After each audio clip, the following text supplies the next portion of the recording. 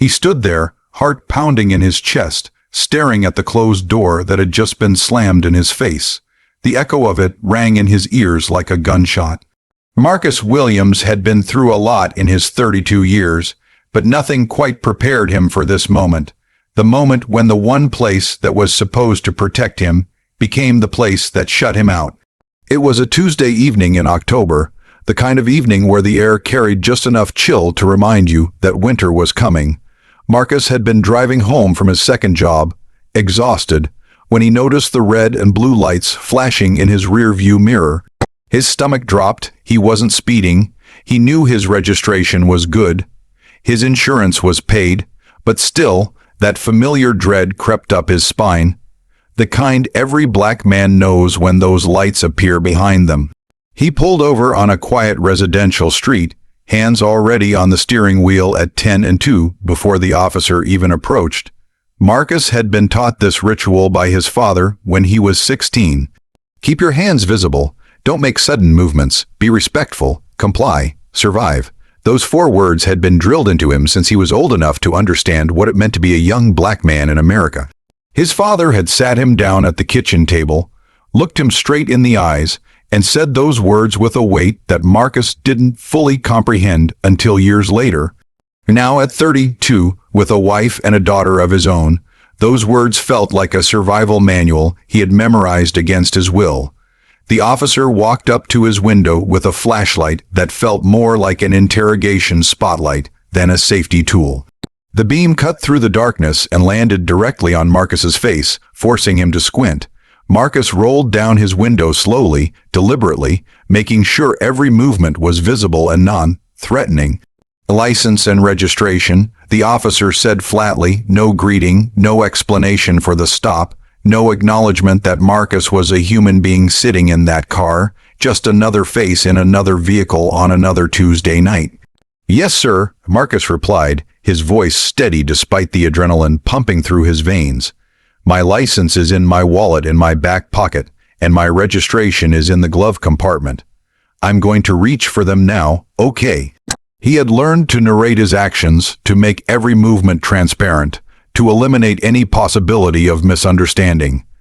It was exhausting, this constant performance of non-threatening behavior, but it was necessary. The officer nodded, his hand resting on his hip, close to his weapon. Marcus noticed this immediately. He always noticed. It was impossible not to. That hand, that casual proximity to lethal force, was a reminder of how quickly a routine traffic stop could turn into a headline. Marcus moved slowly, narrating every action. He'd seen too many news stories. He knew how quickly things could go wrong. He had watched the videos, read the articles, heard the names: Philando Castile, Sandra Bland, Walter Scott.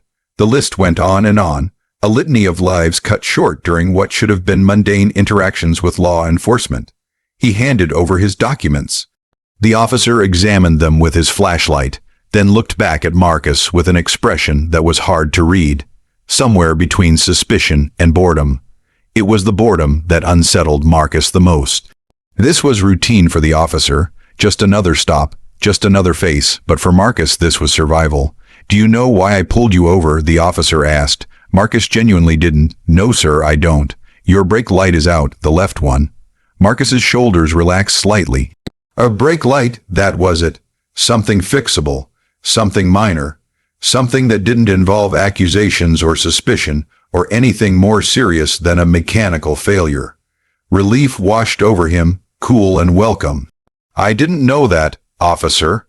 I'll get it fixed first thing tomorrow morning. I appreciate you letting me know. Marcus meant it. He was grateful that this seemed to be nothing more than what it appeared to be: simple equipment violation. But the officer didn't hand his documents back. Instead, he walked back to his patrol car, and Marcus watched in his side mirror as the officer sat there, running his information. 5 minutes passed. Then 10, then 15. Marcus felt the relief begin to drain away, replaced by that familiar anxiety that came with waiting, with not knowing, with being at the mercy of a system that didn't always show mercy to people who looked like him. Marcus's phone buzzed. It was his wife, Jessica. The text message lit up his screen in the darkness of his car. "Where are you? Dinner's getting cold." He texted back quickly, his thumbs moving over the screen with practiced efficiency. "Got pulled over. Brake light. Should be home soon." He added a heart emoji at the end, trying to keep his message light, trying not to worry her. Jessica worried enough already. Every time he left the house, every time he got in the car, there was this unspoken fear that hung between them. She would kiss him goodbye, and in her eyes, he could see the question she never asked aloud. "Will you come home safe?" But soon turned into 20 minutes, then 25. Marcus was getting anxious now, not because he had anything to hide, but because this was taking too long for a simple brake light warning. What was the officer doing back there? What was he looking for? Marcus's mind began to race through possibilities. Had someone stolen his identity? Was there a warrant he didn't know about? Had someone with the same name committed a crime? The not knowing was its own form of torture. Finally, the officer returned to his window, but this time he wasn't alone. A second patrol car had arrived, and another officer was standing near the back of Marcus's car. Marcus's heart rate, which had just begun to settle, spiked again. Why was there a second officer? What had changed in the last 25 minutes? "Sir, I'm going to need you to step out of the vehicle," the first officer said. His tone had shifted slightly, become more formal, more guarded. Marcus's heart rate spiked again. "Can I ask why?" He tried to keep his voice calm, respectful, but firm. He had rights. He knew he had rights. But he also knew that insisting too strongly on those rights could be interpreted as resistance, and resistance could escalate things in ways he couldn't control. "Just step out of the vehicle, please." It wasn't really a request. It was a command dressed up in polite language. Marcus complied. He opened his door slowly and stepped out onto the pavement. The cool evening air hit his face, but he felt hot all over, his body tense with stress. His muscles were coiled tight, ready for something, though he wasn't sure what. Flight wasn't an option. Fight certainly wasn't an option. All he could do was comply and hope that his compliance would be enough to keep him safe. "Turn around and place your hands on the vehicle." The officer's voice was clipped, professional, devoid of warmth or empathy. "Officer, what's going on? I haven't done anything wrong." Marcus heard the slight tremor in his own voice and hated himself for it. He wasn't weak. He wasn't afraid, or rather, he was afraid, but he didn't want to show it. He didn't want to give them that. "Sir, we received information that a vehicle matching this description was involved in a robbery earlier today in the downtown area. We need to search your car." The words hit Marcus like a physical blow. A robbery, his car. This had to be a mistake. It had to be. Marcus's mind raced. A robbery, his car. This had to be a mistake. He drove a common model sedan. Thousands of people in the city had cars that looked just like his. It was silver, 4 doors, maybe 10 years old.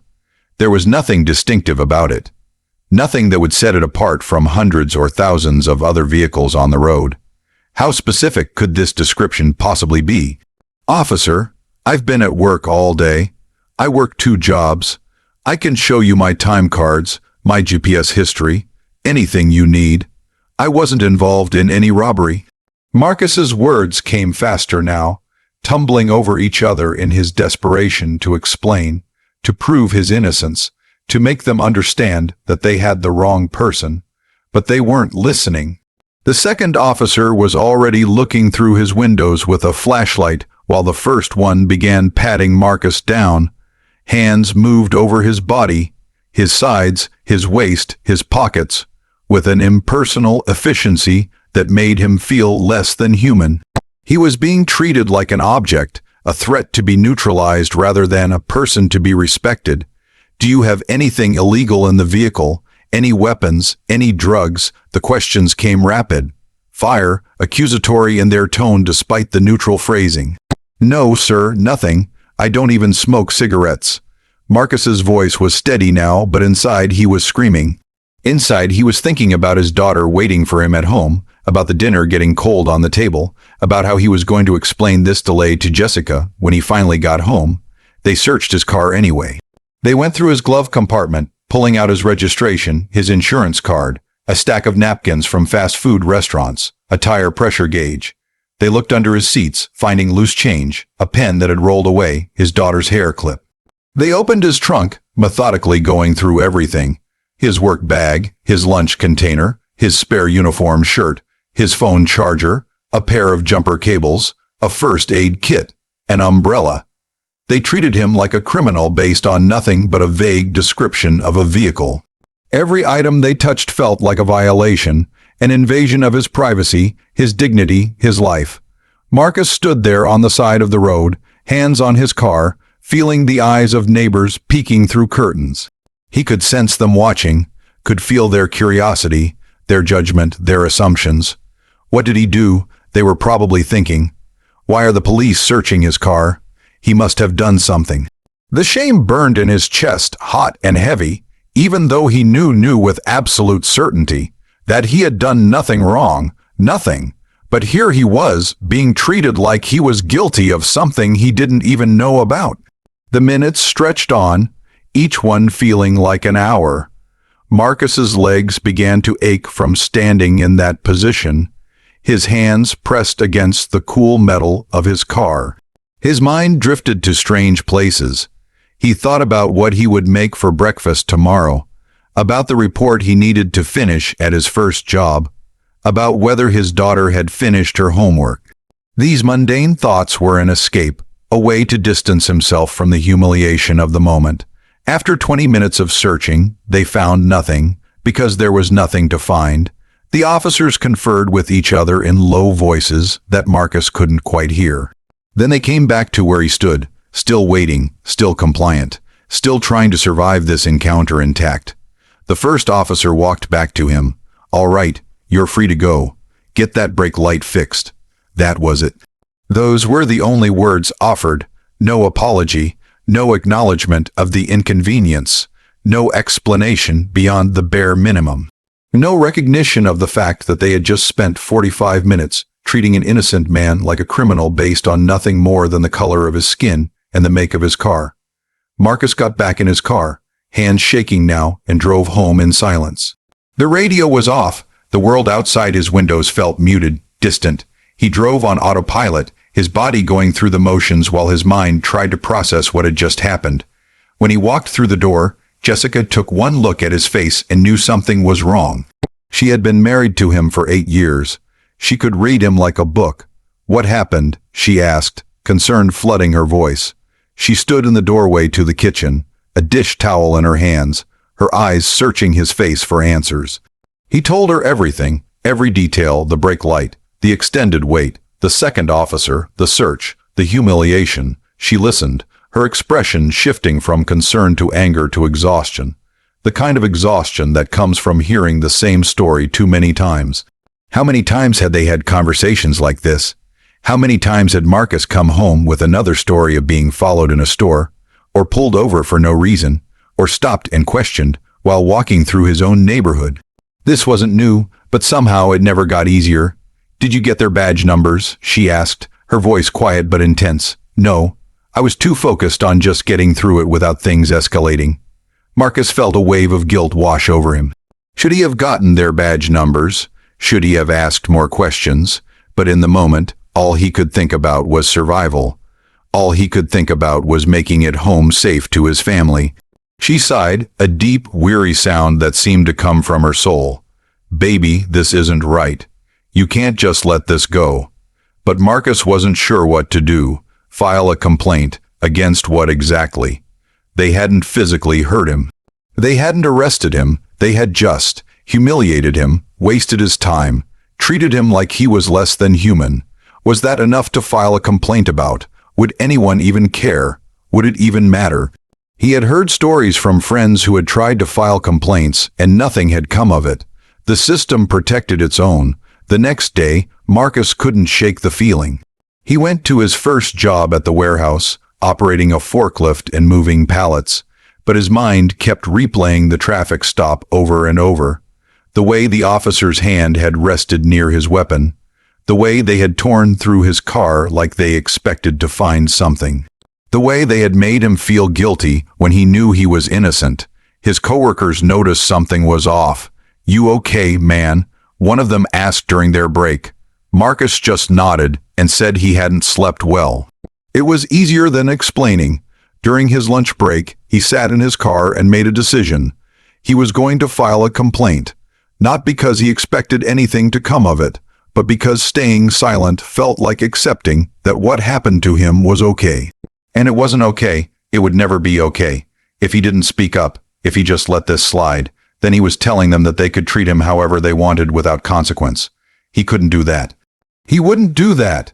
He looked up the address for the police station, the precinct that covered the area where he'd been stopped.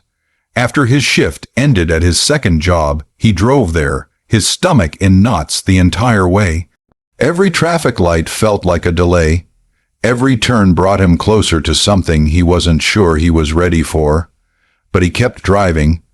He kept moving forward because turning back felt like giving up, and he wasn't ready to give up. The station was a gray concrete building that looked more like a fortress than a public service facility. It sat squat and imposing on a corner lot, surrounded by a chain link fence and security cameras. The architecture was brutalist, designed more for function and security than for welcoming the public it was supposed to serve. Marcus parked and sat in his car for a moment, gathering his courage. His hands gripped the steering wheel, and he took several deep breaths, trying to calm the nervous energy coursing through his body. He wasn't doing anything wrong by filing a complaint. This was his right as a citizen. He had been treated unfairly, and he deserved to have his voice heard. These thoughts became a mantra in his head as he finally opened the car door and stepped out into the parking lot. He walked up the front steps and through the heavy glass doors. The lobby was cold and sterile, with fluorescent lights that hummed overhead like angry insects. The floor was polished linoleum, the walls painted in that institutional beige that seemed designed to drain hope from anyone who entered. There was a window with thick glass, the kind you see at a bank or a gas station in a rough neighborhood, and behind it sat an officer doing paperwork. The glass was scratched and smudged, making it hard to see clearly through to the other side. Marcus approached the window. The officer looked up and Marcus felt his throat tighten. He had to do this. He couldn't turn back now, not after driving all the way here, not after making the decision to speak up. "Hi, I'd like to file a complaint about a traffic stop that happened last night." The words came out more confidently than Marcus felt. He had practiced what he would say on the drive over, rehearsing different phrasings, trying to strike the right tone, firm but not aggressive, clear but not confrontational. The officer behind the glass looked at him with an expression that immediately made Marcus uncomfortable. Not hostile exactly, but dismissive. Like Marcus was wasting his time. Like this was an inconvenience rather than a legitimate concern. The officer didn't put down his pen or push away the paperwork he had been working on. He just looked at Marcus and waited. What kind of complaint? The question was flat, devoid of any real interest or curiosity. "I was pulled over for a brake light, but then they searched my car because they said it matched a description for a robbery. They found nothing, and I feel like I was racially profiled. I just want to file a formal complaint." Marcus laid it all out, trying to be clear and concise. He didn't want to ramble. He didn't want to seem emotional or irrational. He just wanted to state the facts and file the complaint. The officer stared at him for a long moment, then sighed like Marcus had just asked him to solve world hunger. It was a theatrical sigh, the kind designed to communicate just how much of a burden this simple request was. "You need to fill out a form. Wait here." The officer disappeared into a back room, leaving Marcus standing there in the empty lobby. Minutes passed, 5, then 10. Marcus checked his phone. He had to pick up his daughter from daycare in 45 minutes. The daycare closed at 6, and they charged $1 per minute for every minute you were late.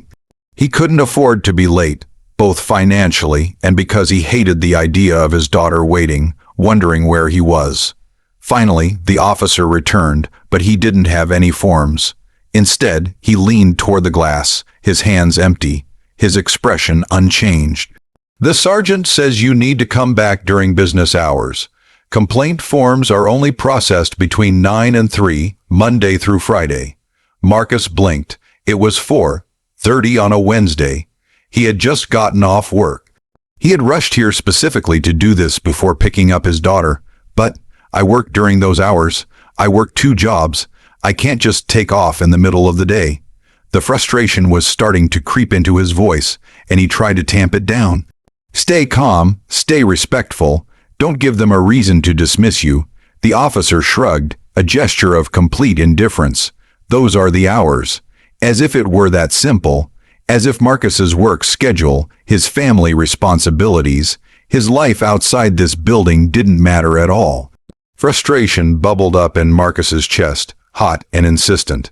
"Is there any way I can get the form now and fill it out at home? I can bring it back." It seemed like a reasonable compromise. He could take the form, fill it out carefully tonight after his daughter went to bed, and return it tomorrow or the next day. "No. You have to fill it out here in person with a sergeant present." The officer delivered this information as if it were carved in stone, immutable and absolute. "Can I make an appointment?" Marcus was trying to find any path forward, any way to make this work within the constraints of his life. "We don't do appointments. You just have to come in." The circular logic was maddening. He had to come in during specific hours, but he couldn't make an appointment to ensure someone would be available to help him during those hours. Marcus felt the walls closing in. This was intentional. They were making it as difficult as possible for him to file a complaint. They were putting up barriers, making him jump through hoops, hoping he would just give up. And he could feel it working. He could feel the weight of it pressing down on him, making him question whether this was worth it, whether fighting would even matter. "So you're telling me the only way I can file a complaint about officer conduct is to take time off work, lose pay, and come in during a narrow window of time in the middle of the day?" Marcus needed to hear it said out loud. He needed confirmation that this was really the system they had in place. The officer's expression didn't change. He could have been carved from stone for all the emotion he showed. Those are the rules. Marcus stood there, staring at this man who was supposed to serve the public, and felt something inside him crack. Not break. He was stronger than that, but crack. A small fissure in his belief that the system would listen if he just followed the proper channels. His father had always told him to work within the system, to follow the rules, to be respectful and patient. But what happened when the system itself was designed to keep you out? Can I at least speak to a sergeant now, just to explain what happened? If he couldn't file the official complaint, maybe he could at least make someone aware of what had occurred. Maybe he could plant a seed, start a conversation, do something other than just walk away empty-handed. The officer picked up a phone, spoke quietly into it, then hung up. The conversation lasted maybe 10 seconds. "He's busy. You'll have to come back. But I'm here now. I'm a taxpayer. I'm a citizen. I have a right to." Marcus felt his frustration boiling over now, threatening to spill out in ways that wouldn't help his cause.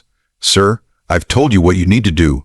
If you're not going to follow the procedure, there's nothing I can do for you." The officer's tone had shifted slightly, become more clipped, more authoritative. There was a warning in those words. Marcus felt his pulse quicken. He wasn't being aggressive. He wasn't being rude. He was simply trying to exercise his right to file a complaint, and he was being stonewalled at every turn. But he could feel how his insistence was being interpreted. He could feel how easily this could be twisted into him being difficult, or aggressive, or any of the other code words that were used to justify treating people like him as threats. "Can you at least give me the sergeant's name, or a number I can call?" If he couldn't speak to someone now, maybe he could call during his lunch break tomorrow, try to set something up over the phone. "You can call the main line during business hours." The answer was so absurd that Marcus almost laughed. He was standing at the main line location. He was at the source, and still he was being told to call during business hours. "I'm calling from the main line location. I'm standing right here." Marcus gestured around the lobby, emphasizing the obvious absurdity of what he was being told. The officer's expression hardened. His jaw set, his eyes narrowed slightly. "Sir, if you continue to be difficult, I'm going to have to ask you to leave." Difficult? Marcus was being called difficult for trying to file a complaint about being mistreated. The irony wasn't lost on him. The irony of being mistreated and then being threatened with removal for trying to report that mistreatment. It was a perfect circle of dysfunction, designed to protect the system from any accountability. "I'm not being difficult. I'm trying to understand why it's so hard to file a simple complaint." Marcus kept his voice level, but inside he was raging. Inside, he was screaming at the injustice of it all. "The procedure is the procedure. Now, is there anything else I can help you with?" It wasn't a genuine offer. It was a dismissal, a way of saying that this conversation was over whether Marcus wanted it to be or not. Marcus took a deep breath. He could feel himself standing at a crossroads. He could walk away right now, accept that the system was broken, go pick up his daughter and try to forget this ever happened. Or he could push, he could insist, he could make them acknowledge him. "I would like to speak to someone in charge, a supervisor, a captain, anyone who can help me understand why I'm being given the runaround." The officer stared at him, and for a moment, Marcus thought he might actually help. There was a flicker of something in the officer's eyes. Was it sympathy, recognition, doubt? But then the officer stood up from his chair and walked toward a door that led deeper into the station. "Wait here," he said over his shoulder. And then he was gone, disappearing into the depths of the building, leaving Marcus alone in the sterile lobby. Marcus waited 1 minute, 2 minutes, 5 minutes. He checked his phone again. He had 30 minutes before he needed to leave to get his daughter. Where was this person? Where was the sergeant or supervisor who was supposed to help him? Was anyone actually coming, or was this another delaying tactic, another way to wear him down? Then he heard footsteps. Heavy boots on tile, the sound echoing through the empty lobby. Marcus turned toward the sound, and a tall officer in uniform emerged from the hallway. He walked with the kind of authority that made it clear he was used to being in charge. His uniform was crisp, his badge shined, his belt heavy with equipment.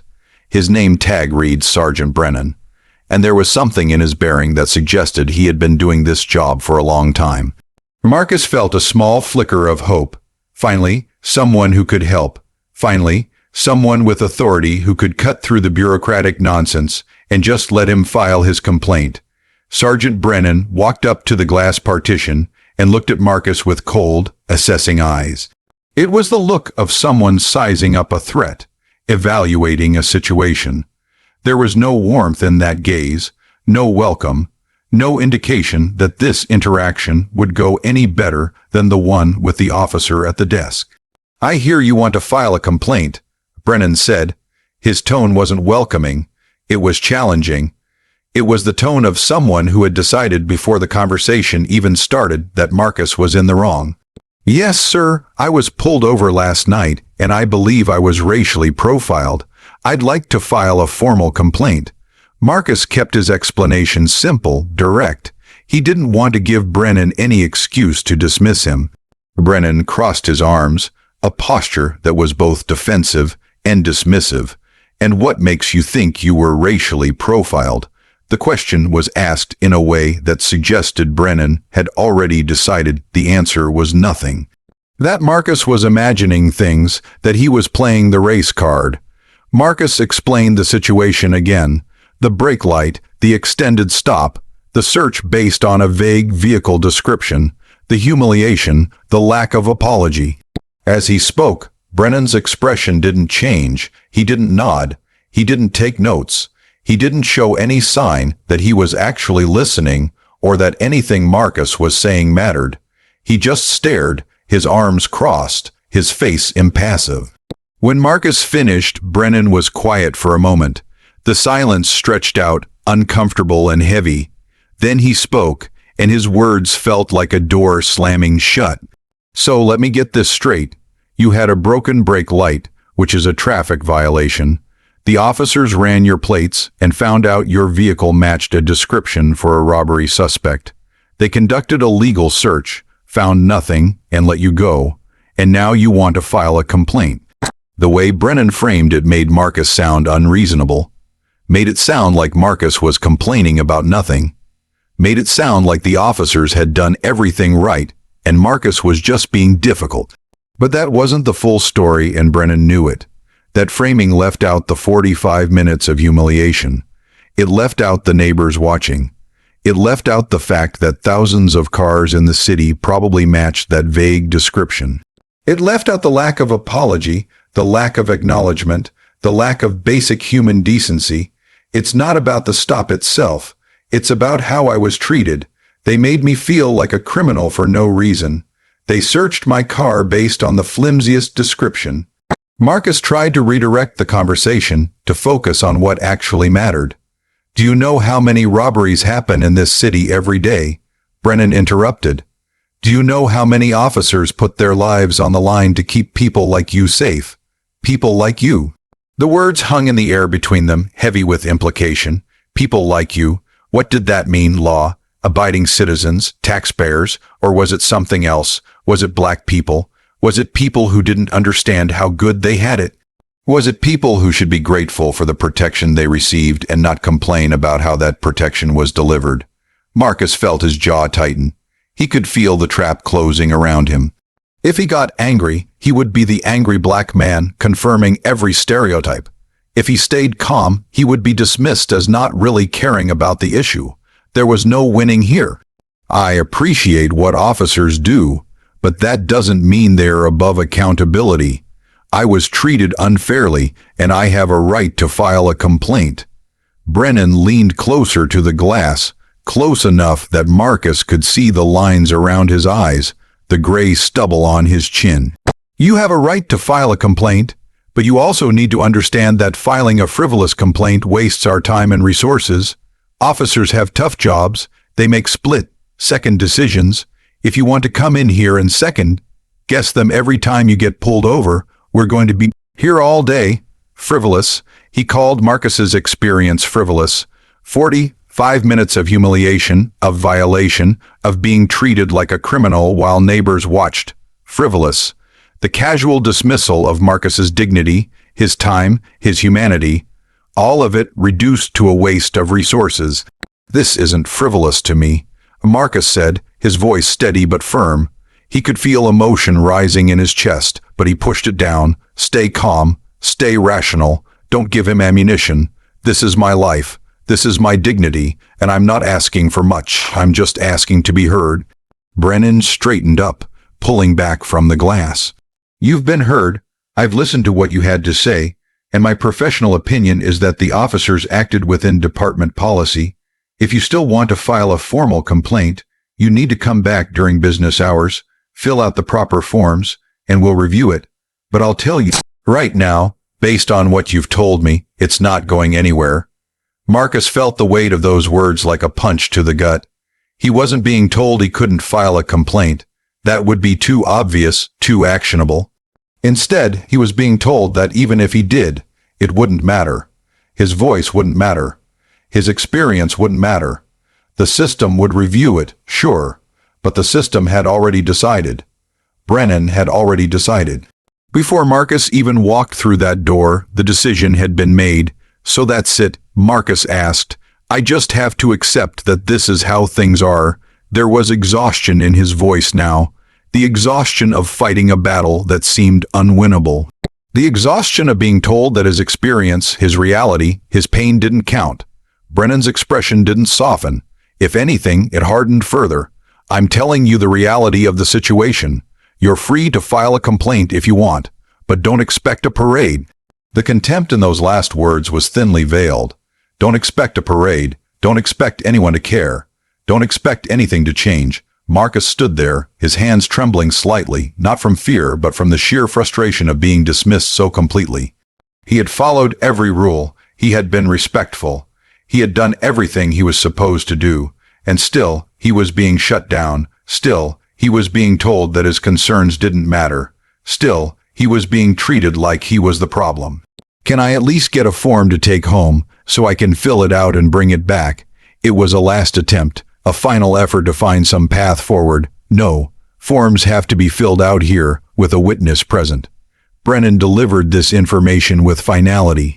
There would be no compromise, no accommodation, no flexibility.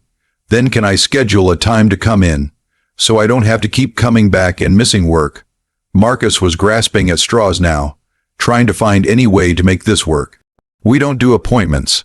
The wall was complete. Every possible path forward had been blocked. Marcus felt the crack inside him widen.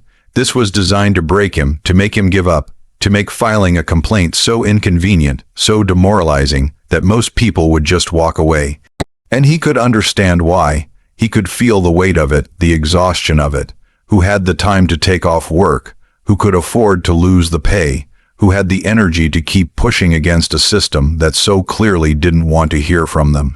But Marcus wasn't most people, or maybe he was. Maybe most people felt this same determination, this same refusal to be silenced. Maybe most people kept pushing for a while before the weight finally became too much. But in this moment, in this cold, sterile lobby, Marcus made a decision. "I'll be back," he said quietly. His voice was calm now, resolved. "I'll take time off work. I'll lose the pay, but I'll be back, and I'll file that complaint." Brennan's lips curved into something that wasn't quite a smile, but wasn't quite neutral either.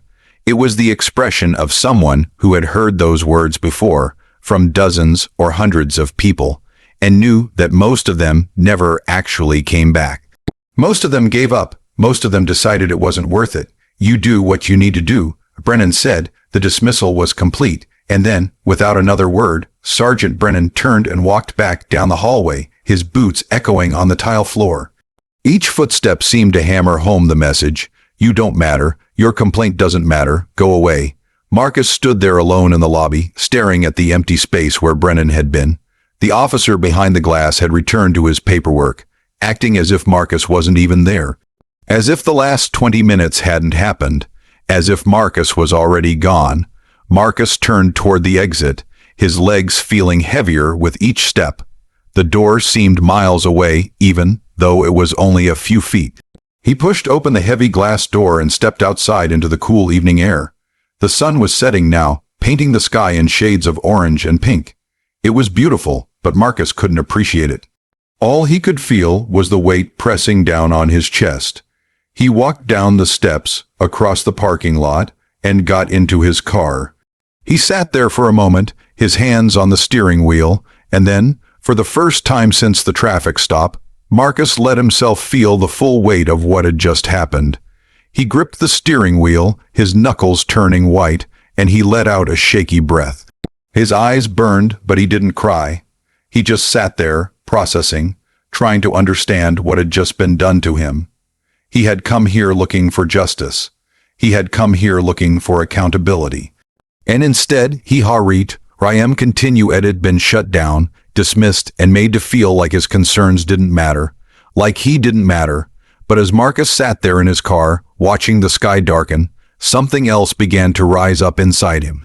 Not defeat, not resignation, but determination, a slow, burning anger that wasn't explosive but steady, the kind of anger that doesn't make you scream but makes you plan, the kind of anger that doesn't make you give up but makes you find another way. He pulled out his phone and started recording a video. His hands were steadier now, his voice clearer. He positioned the camera so it captured his face, made sure the lighting was decent, and then he began to speak. "My name is Marcus Williams," he said into the camera, his voice steady now, "and I want to tell you what just happened to me." He told the whole story, the traffic stop, the search, the humiliation, and then the visit to the police station, where he had tried to file a complaint and been met with barriers at every turn. He spoke for nearly 10 minutes, not rushing, making sure he got every detail right. He explained the business hours requirement, the refusal to provide forms to take home, the inability to make an appointment, the dismissive attitude of Sergeant Brennan. "They don't want us to speak up," Marcus said, looking directly into the camera. "They make it so hard to file a complaint that most people just give up. But I'm not giving up. I'm going to keep pushing, because if I don't, nothing will ever change. If I just walk away and accept this, then I'm telling them it's okay to treat the next person this way. And it's not okay. It's never been okay. He posted the video to social media, Facebook, Twitter, Instagram, all of his accounts. He didn't expect much. Marcus had maybe 300 followers across all platforms combined. Maybe a few friends would see it. Maybe a few people would comment. But he needed to do something. He needed to use his voice, even if it felt like shouting into the void. Because staying silent felt like dying a little bit. And he wasn't ready to do that. Marcus drove to pick up his daughter, his mind still spinning with everything that had happened. He arrived at the daycare with 3 minutes to spare. When he walked in, his little girl ran up to him with a huge smile, her backpack bouncing on her shoulders. Her braids were coming loose after a long day of play, and there was a smudge of paint on her cheek. "Daddy," she squealed, wrapping her arms around his legs with the full force of her 5-year-old enthusiasm. Marcus picked her up and held her tight, burying his face in her hair. She smelled like crayons and apple juice and that indefinable scent of childhood innocence. For a moment, the weight on his chest lifted just a little. This was why he was fighting. This was who he was fighting for, so that one day maybe the world would be a little bit better for her than it had been for him. "Hey, baby girl," he whispered, "I missed you," and he had. In the midst of everything, he had missed her. He had thought about her waiting for him, wondering where he was, and it had kept him grounded. It had reminded him that he had to stay calm, had to survive, had to make it home. On the drive home, his daughter chattered about her day. The picture she drew, the song she learned, the friend she played with at recess. Marcus listened, smiling and responding, making all the appropriate sounds of interest and enthusiasm. But part of his mind was still back at that police station, still standing in that cold lobby, still hearing Brennan's dismissive words, still feeling the door slam in his face. "Daddy, are you okay?" his daughter asked suddenly. Kids were perceptive in ways that adults often forgot. They could sense when something was wrong even when you thought you were hiding it well. Marcus glanced at her in the rear-view mirror. "I'm okay, sweetheart. Just had a long day at work. Did someone be mean to you?" she asked, her little face scrunched up in concern. Marcus felt his throat tighten. How do you explain systemic injustice to a 5-year-old? How do you tell your daughter that the world isn't always fair? That people in positions of power don't always use that power justly? That sometimes you can do everything right and still be treated wrong?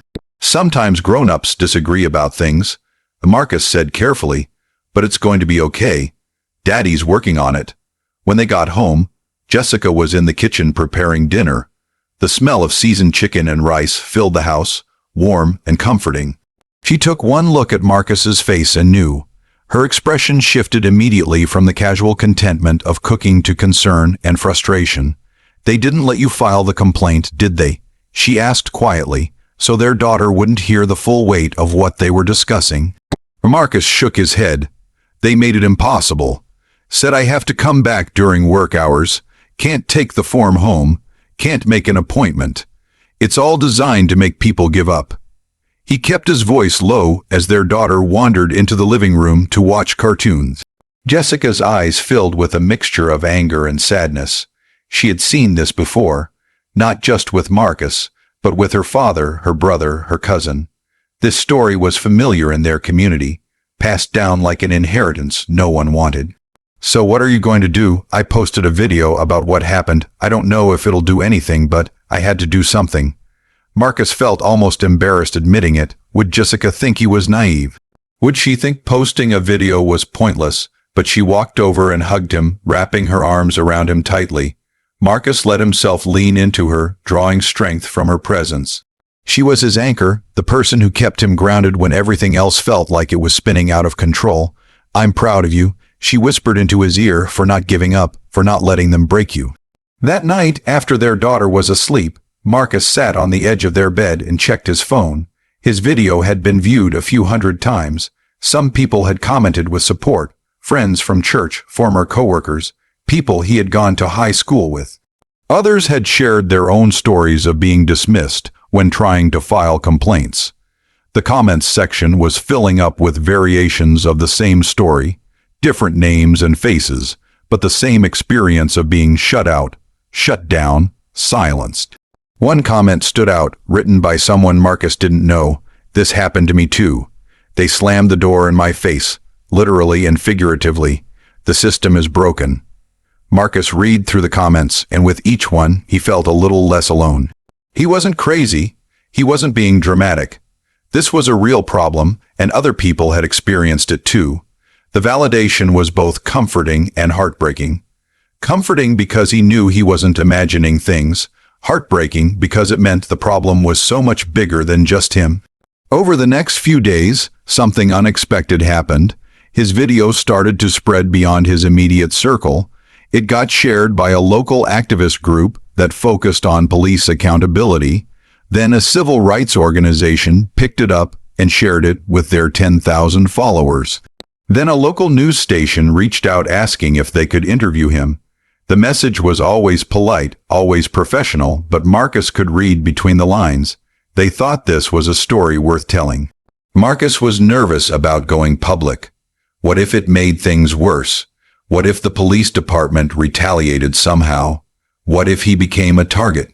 He had heard stories about people who spoke out and then found themselves getting pulled over constantly. Harassed, their lives made miserable by a system that didn't like being criticized. But Jessica encouraged him. She sat with him at the kitchen table, holding his hand, and said, "This is bigger than just you now. This is about everyone who's been shut down when they tried to speak up. You have a platform, even if it's small. Use it." The interview aired on the evening news 3 days after Marcus had first tried to file his complaint. Marcus sat on his couch with Jessica, watching himself on their TV screen. It was surreal, seeing himself there, telling his story to potentially thousands of viewers. The news anchor was sympathetic, nodding along as Marcus explained what had happened. They even brought on a legal expert who explained that while police departments are required to have complaint processes, many make them intentionally difficult to access. "What happened to Mr. Williams is unfortunately common," the legal expert said. She was a professor at a local law school, a middle-aged white woman with glasses and an air of academic authority. Departments create procedural barriers that discourage people from filing complaints. It's a form of institutional gatekeeping. They're technically complying with the requirement to have a complaint process, but they're making it so burdensome that very few people can actually access it. It's particularly effective at excluding people who work multiple jobs, people without flexible schedules, people who can't afford to take time off work. The story gained traction. More news outlets picked it up. The local newspaper ran an article. A radio station had Marcus on for an interview. Social media buzzed with reactions. People shared their own experiences. Civil rights groups began calling for the police department to reform its complaint process.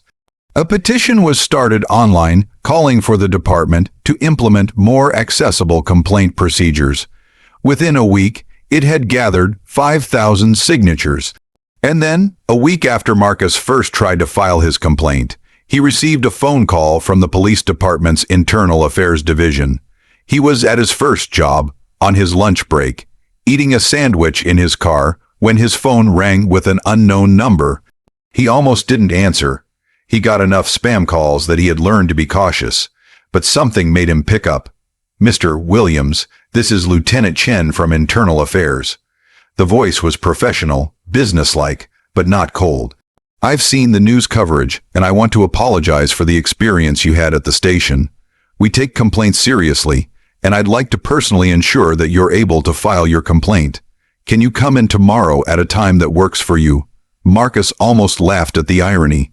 Almost suddenly, now that the media was watching, they were bending over backward to help him. Suddenly, appointments were possible. Suddenly, his schedule mattered. Suddenly, he was being treated like a valued citizen rather than an inconvenience. "I can come in tomorrow at 4, Marcus said, keeping his voice neutral. He didn't want to sound bitter or angry, even though he felt both those things. He wanted to take advantage of this opportunity before it disappeared. "Perfect. I'll meet you at the front desk and we'll handle everything." Lieutenant Chen sounded sincere, but Marcus wondered how much of this was genuine concern and how much was damage control. Not that it mattered, really. He would take what he could get. True to his word, Lieutenant Chen was waiting when Marcus arrived the next day. He was a younger man than Marcus had expected, maybe early 40s, Asian American, with a handshake that was firm without being aggressive. He was polite, professional, and actually seemed to care. Or maybe he was just better at pretending than Sergeant Brennan had been. Marcus couldn't tell, and he wasn't sure it mattered. Chen walked Marcus through the complaint process, took detailed notes, asked clarifying questions that suggested he was actually listening. They sat in a small interview room rather than conducting the business through a glass partition. Chen offered Marcus water, made sure he was comfortable, treated him like a human being rather than a problem to be managed. "I want you to know that we're also reviewing our complaint procedures," Chen said as they finished up. "Your experience highlighted some serious issues with accessibility, and we're working to fix them. We should have made this easier from the beginning. I'm sorry that you had to go through so much just to be heard. It felt like progress." Small, incremental progress, but progress nonetheless. Marcus didn't trust it completely. He had learned not to, but he allowed himself to feel a small spark of hope. Maybe something good would actually come from all of this. A few weeks later, Marcus received a letter in the mail. The investigation into his traffic stop had been completed. The department found that while the officers had acted within policy regarding the initial stop and search, they agreed that the extended duration and lack of communication had been problematic. The officers involved would receive additional training on community interaction and de-escalation. It wasn't a full vindication. It wasn't a massive change. The officers hadn't been punished or disciplined in any meaningful way. But it was acknowledgement. It was something. The department was admitting, however cautiously, that Marcus had been treated poorly. That his complaint had merit. That his experience mattered. More importantly, the department announced new policies for their complaint process. Complaints could now be filed online through a dedicated portal. Extended hours were implemented. The station would now accept complaints until 7 p.m. on weekdays and for a few hours on Saturday mornings. A dedicated staff member was assigned specifically to assist people with the complaint process. And perhaps most significantly, all complaint interactions were now recorded to ensure transparency and accountability. Marcus knew these changes wouldn't have happened if he had simply given up that day in the lobby. They wouldn't have happened if he had accepted Sergeant Brennan's dismissal. They happened because he refused to be silenced, because he posted that video, because he told his story, because other people rallied around him and added their voices to his. This wasn't just his victory. It was a collective victory for everyone who had been shut out before. A few months later, Marcus was invited to speak at a community forum about police accountability. The event was held at a local community center, in a room that could hold about 200 people. Marcus was nervous as he prepared his remarks, writing and rewriting them, practicing in front of Jessica. He wasn't a public speaker. He was a warehouse worker and a security guard, but Jessica reminded him that his story was his authority, and no one could tell it better than he could. He stood at a podium in front of a room full of people, community members, activists, even some police officers who had come to listen. The crowd was diverse in age and race, united by a common interest in making the system better. Marcus looked out at all those faces and felt the weight of responsibility. He was speaking not just for himself, but for everyone who hadn't been able to speak up. "I'm not anti-police," Marcus said, his voice carrying through the room with surprising strength.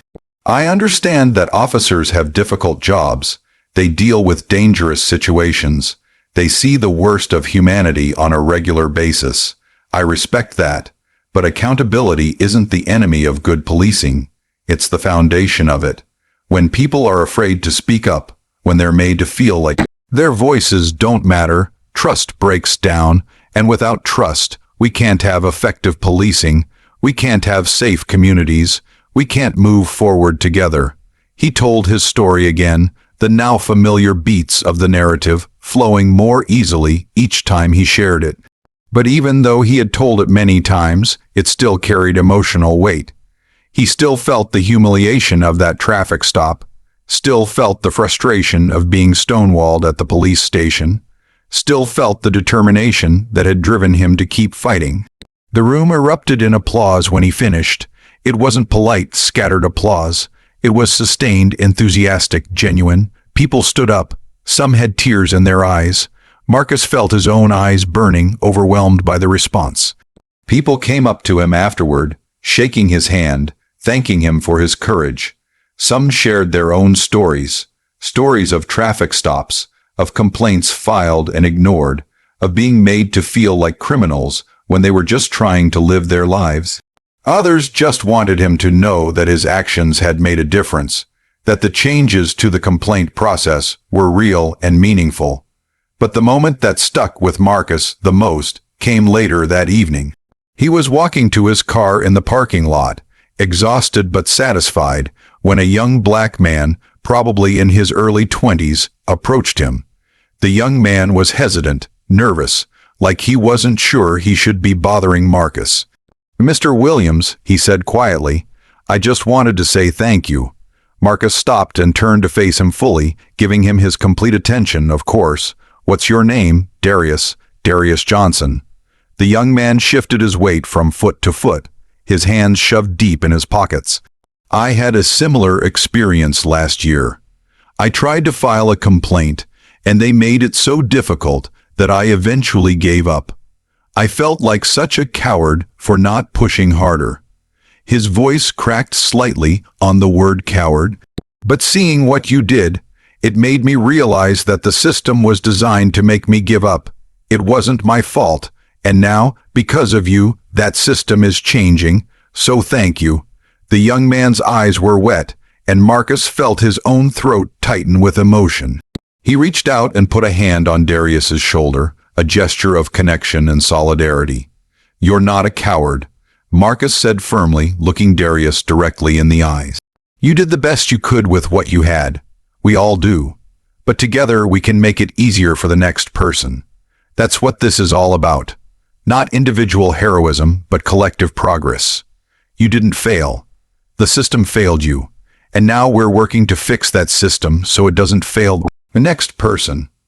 They talked for a few more minutes, standing in the parking lot as the evening air grew cooler. Darius told Marcus about his experience, how similar it had been, how he had felt so alone in his frustration. Marcus listened and shared his own moments of doubt, his own times when he had wanted to give up. By the time they parted ways, Darius stood a little taller, his shoulders less hunched, his expression lighter. Marcus sat in his car after Darius walked away and let the weight of that conversation settle over him. He thought about that day at the police station. He thought about Sergeant Brennan's cold dismissal, about the officer behind the glass who had treated him like he didn't matter. He thought about the door that had metaphorically, and almost literally, been slammed in his face, but he also thought about the video he had posted, the interview he had given, the changes that had been made, the young man who no longer felt like a coward, the online complaint form that would make it easier for people to be heard, the extended hours that would accommodate people who worked during the day, the recorded interactions that would provide accountability. Sometimes justice doesn't look like a Hollywood ending. Sometimes it doesn't come with dramatic music and a villain being led away in handcuffs.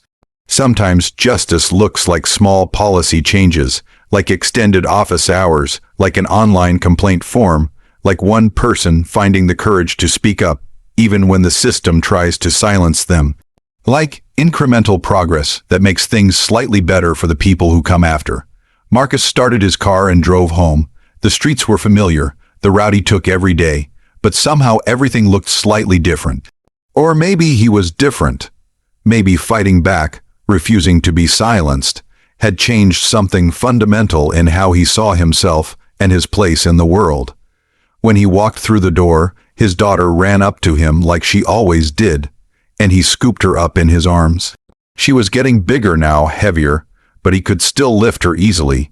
"Daddy, look what I made at school." She held up a drawing of their family. stick figures holding hands in front of a house with a bright yellow sun overhead. She had drawn him with a big smile, standing next to Jessica and her, all of them connected. Marcus smiled, his heart full. "That's beautiful, baby girl. We're going to put that on the fridge so everyone can see it." Jessica walked over and wrapped her arms around both of them. "How did it go?" she asked, referencing the community forum. "It went well," Marcus said, "really well." He set his daughter down and she ran off to play, already moving on to the next thing with the resilience and adaptability of childhood. Jessica looked at him with that knowing expression that said she could read everything he wasn't saying out loud. "I'm proud of you, not just for tonight, but for all of it, for not giving up." That night, after dinner and bedtime stories, Marcus sat on his back porch with a cup of coffee. It was his ritual now, this quiet time alone with his thoughts. The air was cool, the sky clear and full of stars. He thought about everything that had happened over the past few months.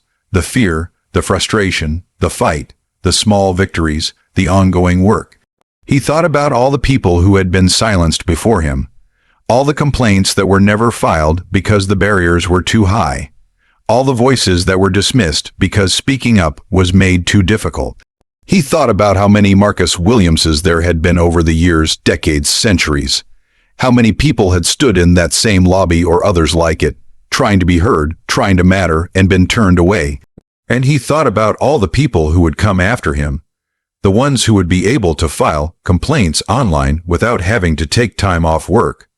The ones who wouldn't have to stand at a glass partition and be dismissed by an indifferent officer. The ones who wouldn't be turned away with vague instructions about business hours and procedures designed to discourage rather than facilitate. Marcus didn't know if his story would be remembered in a year, or 5 years, or 10. Probably not. His name would fade, the news coverage would be buried under newer stories, and the details would blur. He wasn't naive enough to think he had changed the world in any fundamental way. He didn't know if the changes would stick, or if the system would find new ways to silence dissent, new barriers to replace the ones that had been torn down. But he knew this. He had refused to be silenced.